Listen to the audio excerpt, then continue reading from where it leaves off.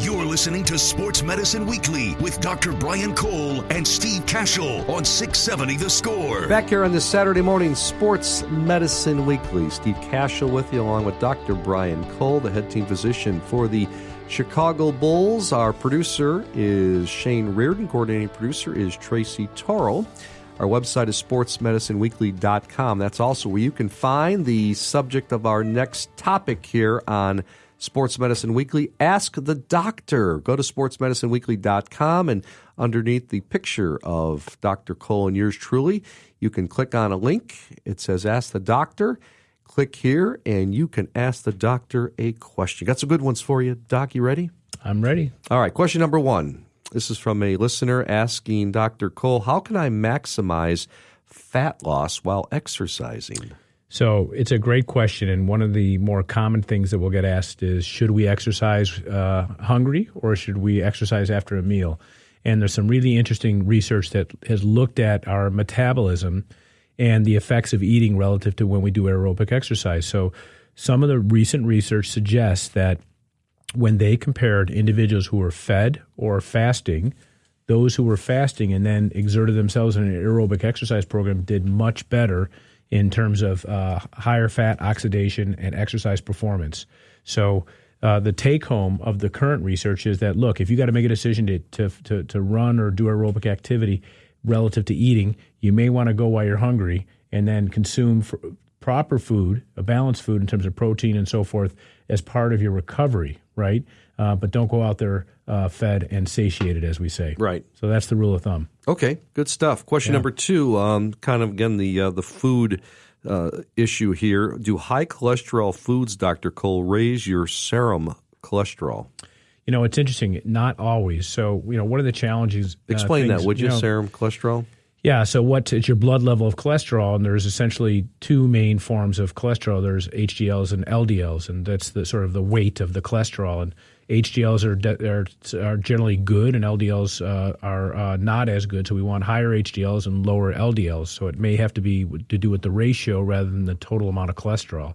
So, traditionally we would always say like things that are saturated fats or trans fats are very bad. So that's like butter, margarine, shortening, beef or pork, things like that are the bad things. But I'd say that the take home today is that these can be okay because they actually may increase HDLs more than LDLs, even though cholesterol goes up. But I think the bottom line is do it sparingly. So there's been a lot of evolution in sort of the way we think about fats these days. And we've, traditionally doctors have linked higher saturated fats with increased heart disease. But there's no question that's been called into a degree of uncertainty more recently. And now many researchers think that saturated fat may not be as bad as it used to be. So it's evolving. Every year we have a new fad, and it's hard to get a great take-home. But I would say that it's probably not as bad as it used to be. It may have to do with the fact that despite serum cholesterol rising with saturated fat, there's a disproportionate amount of HDLs, which are the good things, right, versus the LDLs, which are the bad things that rise, so the ratio goes up. So somewhat controversial, but I would say that's one of those things you kind of want to watch the ball and do some reading on if you're one of those who is actually particularly interested in this topic. So many great questions from our listeners. Again, it's our Ask the Doctor segment. I'm Steve Cashel with Dr. Brian Cole. You're listening to Sports Medicine Weekly, and you can ask the doc a question by going through our website, sportsmedicineweekly.com. Doc, next question.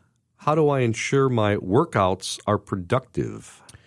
Steve, I think the basic premise to maintain a productive workout is to avoid this concept of sort of motor memory. And I think the biggest challenge is that people get into a routine and they do the same thing every day, 3 to 5 times a week, and they're wondering why they're not seeing any differences. And sort of the basic take home that I can tell our listeners is that you really need variety. So there's lots of ways to get there, right? So one thing is changing the frequency with which you do, let's say strength is one of the things you want to do. So you can lift 2 to 3 times a week, but if you're not following different routines, you sort of get into this humdrum and your muscles are seeing the same thing each and every time. So there's lots of things you can do. You can try what's called a split routine. You can alternate upper and lower bodies. You can do a total body program on one day, just do a split routine the next day where you do lower body. Basically, just mix it up and change the frequency. The other thing is just lots of variability in exercises. There's progressions of exercises to challenge various muscle groups, but bottom line is modifying and not doing the same thing each day. One day you may do extension things where you straighten the joints. The next day you may do flexion things which flex the joints. And there's lots of tips on the internet that you can find about exercise progression. So exercise change is important. Another way you can do it, Steve, is just by changing the amount of sets you're doing.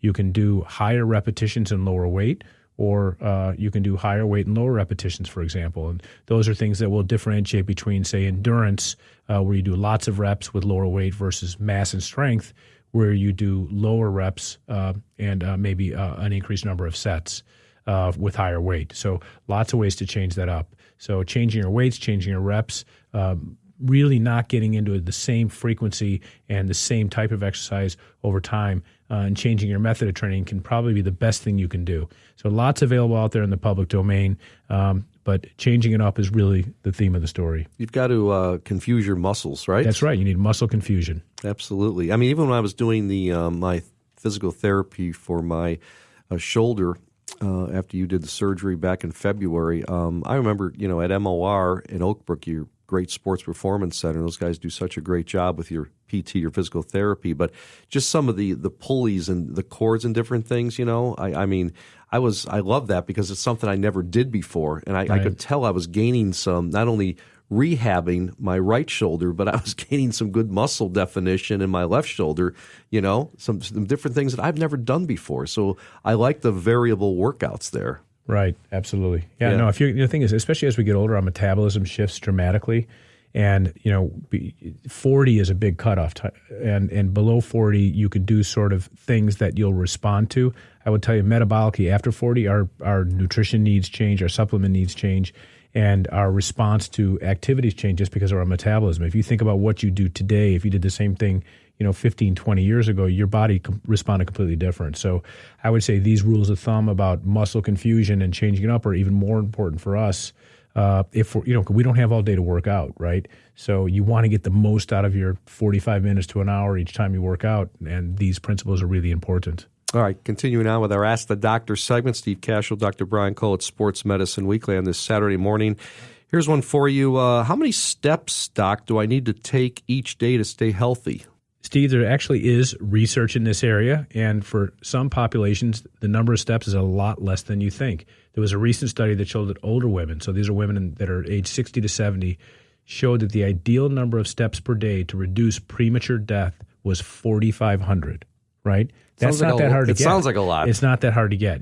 I actually, I don't have the Fitbit right now, the number of steps and so forth, but lots of people and my friends and family members have it, and they really use it. In fact, I asked my brother-in-law the other night, I'm like, why? He says, I just got my 12,500 steps. I'm like, do you really, during the day, do you get reminded that you're not getting your steps in? He's like, yeah, every hour or so it cues him. So if he didn't get his steps in that hour, he gets up and does, more to make up for the hour before. Wow, what's typical in a day? I mean, you mentioned your brother. Is that your brother-in-law you said? Yeah, he's trying to get 12,500 a day, and that's just like a normal day of, work, going back and forth, things, walking rather than, taking some form of transportation, or if he has the option to sit or stand and move, he'll get up and move. Do steps count? Do you add more steps when you run? Well, I'll say physiologically running obviously is a higher level of exertion, so you're going to get more bang for your buck running, getting your steps in that way. That's for sure. Neat stuff. Okay, continuing on, got a couple more before we say goodbye on this Saturday morning. Is it okay to eat during a workout? I never do, although my workouts at the most are an hour and a half, but I've never thought about eating 30 minutes in. Well, the general feeling is that what experts say is that for high-intensity, long workouts, you should consume about 50 to 100 calories for every 30 minutes. So the answer is yes. Recovery is a very important aspect of what we do because when you exercise, you break down your muscles. So certainly while you're exercising, getting a little bit of carbohydrates at the same time, using protein for recovery, whichever form you decide to take, is a good thing to have. So it should be some general balance. It's obviously a little more protein dense, but consuming calories, basic rule of thumb is 50 to 100 calories every 30 minutes and probably a disproportionate amount of protein with those calories. Great stuff. Dr. Cole, appreciate it. Great seeing you again, and we'll see you again next week for another brand new edition of Sports Medicine Weekly. Sound good? Look forward to seeing you. All righty.